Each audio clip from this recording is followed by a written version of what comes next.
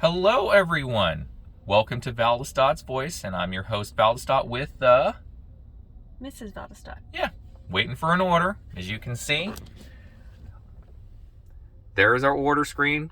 We just started off our day. It is now 11:05, but we got a really good topic for you to talk about because I've been meaning to do this in a PowerPoint presentation, but instead, we're basically just going to talk about this issue, okay?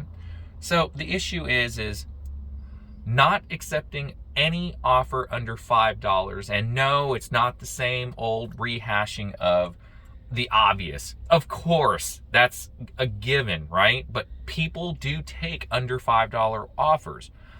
Not, just because they don't either know any better or because, like my dad's case, I had a conversation with him, he would be willing to take a $4 order if it was going less than a mile, et cetera, et cetera, et cetera, right?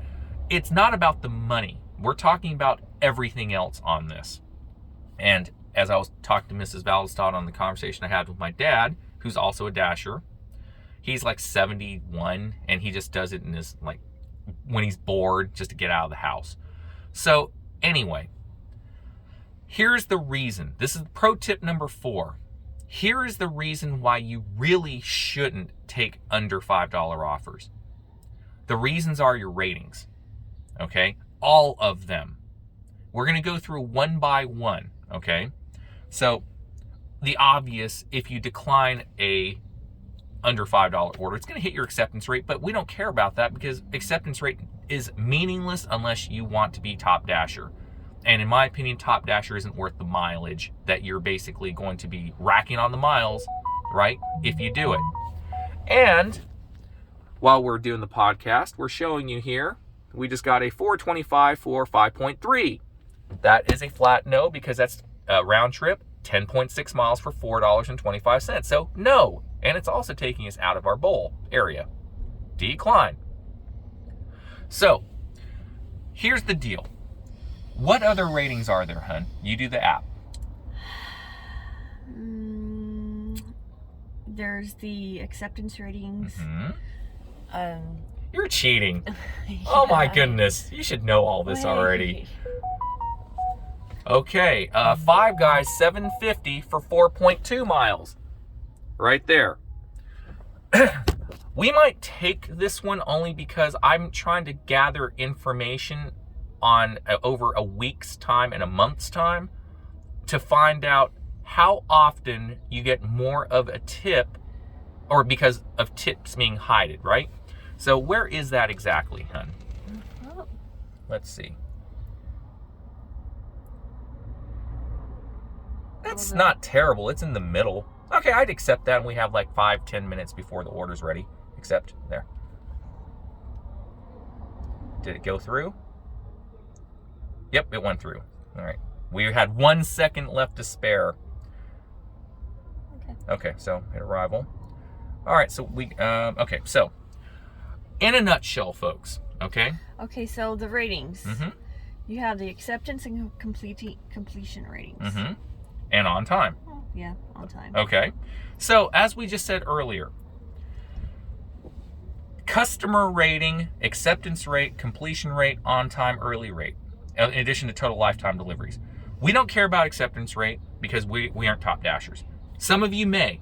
So you may care about that. But in reality, it's still something that you should consider because of the risks involved in all the ratings.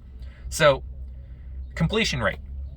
You're thinking, oh, well, I got 20% to actually, decline or unassigned orders, right? How about this as a scenario? You take a $3-4 offer, a restaurant literally says, for whatever reason, it's going to take longer than 15 minutes. Time is money, folks. You're going to waste a completion rate hit on a $3-4 order. But if you actually took a $7 to $10 order, you're more apt to not unassign it. But if you do, at least you did it, right? On a order that was at least worth it. And she was getting... I had to get the mask under the phone. Yeah, okay. So anyway, so there's that issue. You are wasting a completion rate hit on a $3, $4 order that you could be saving for something better. 2, the on-time rate percentage. Some people say that it is or is not a factor, but it is because, bye. She's going to get the order. So here's the deal. If you basically run into traffic on a $3 order, right? And that traffic is longer than 10 minutes after the delivery time is supposed to be delivered. You could call Doordash support, which may or may not stem it, because remember, it's system generated, and do you really trust the contract violations department to actually do the right thing and remove the contract violation? You've seen my other videos. I say no. Don't trust them. It's system generated, and there's no guarantee that they're going to remove that contract violation. So realistically speaking, every time you take an under $5 order, you are putting yourself in harm's way of getting either a lowering of a percentage on the on time, or a possible contract violation due to bad traffic, or on the down low, multi-apping. Okay, so there's that one. So realistically speaking, the last thing left is customer rating. And you and I all know that if you take an under $5 offer, there's 2 things that come into play on lowering your customer rating. One, the obvious, they don't give a damn about you, or else they would have tipped. So it shows the type of person they are, and your odds of getting a negative rating from an under $5 offer increase dramatically.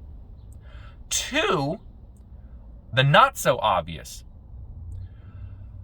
We all know that under $5 offers are one of the most late offers out there, because drivers decline them like crazy, which adds time and wait time for the customer. Time at restaurant, wait time for the customer.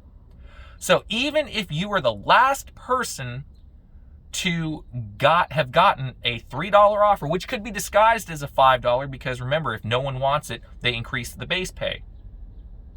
When you see that base pay of above $3 to the $5 range, that order has been sitting for a while, and your chances of getting negatively impacted on your customer rating increase tenfold.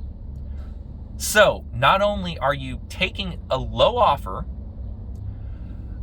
you're getting paid less, and the last point is by taking that low offer, you are literally taking money off the table. Because had you declined that offer, you could have gotten a better offer, a $6, $7 offer.